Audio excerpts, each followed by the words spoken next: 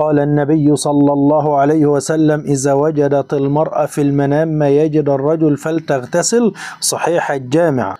قال صلى الله عليه وسلم: إذا صلت المرأة خمسها وصامت شهرها وحفظت فرجها وأطاعت زوجها دخلت الجنة. صحيح الجامع.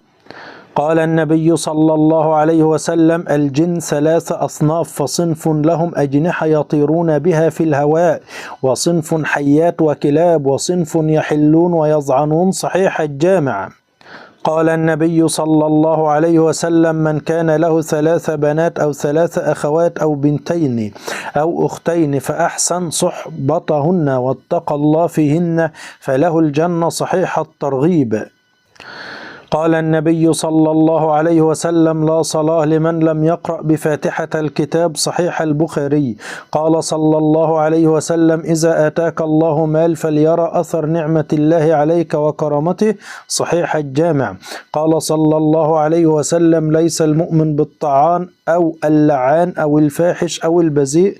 صحيح الترمذي. قال صلى الله عليه وسلم: البخيل من ذكرت عنده فلم يصلي علي. صحيح الترمذي.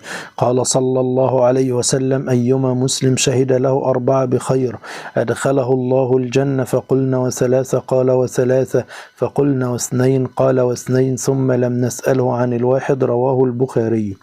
قال صلى الله عليه وسلم: ألا إن الله ينهاكم أن تحلفوا بآبائكم، فمن كان حالفا فليحلف بالله وإلا فليصمت. صحيح البخاري.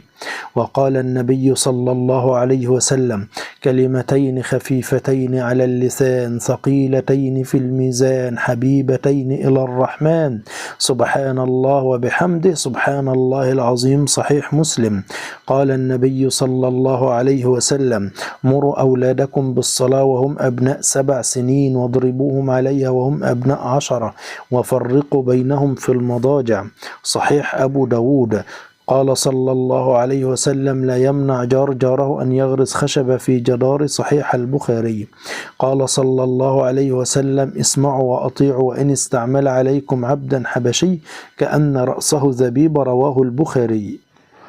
قال صلى الله عليه وسلم: لعن الله الواشمات والمستوشمات والنامصات والمتنمصات والمتفلجات للحسن المغيرات خلق الله. أخرجه البخاري.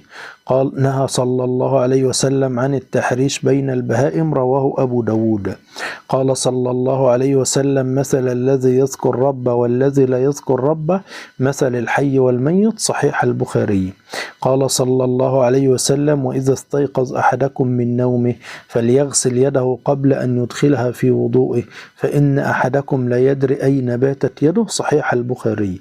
قال صلى الله عليه وسلم: من أشراط الساعة أن يقل العلم ويظهر الجهل ويظهر الزنا وتكثر النساء ويقل الرجال حتى يكون ل50 امرأة القيم الواحد. رواه البخاري.